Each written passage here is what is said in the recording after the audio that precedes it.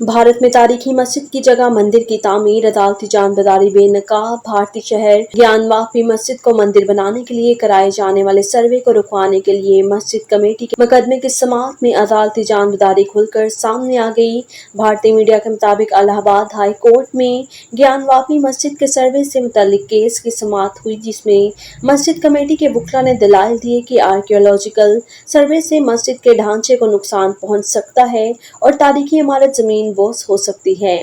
मस्जिद कमेटी के वकील ने ये मौक़िफ़ इख्तियार किया है कि मस्जिद के ज़ेरे ज़मीन एक मंदिर होने का कोई सबूत नहीं है। सिर्फ ख्याली बातों पर किसी को मस्जिद के अंदर खुदाई की इजाज़त कैसे दी जा सकती है, जिसके मस्जिद के अंदर पूजा पाठ करने की इजाज़त लेने का मुकदमा दायर करने वाली हिंदू खवातीन के वकील ने कहा कि मस्जिद के ज़ेरे ज़मीन मंदिर था या नहीं, यही देखने के लिए आर्कियोलॉजिकल सर्वे का मुतालबा किया था।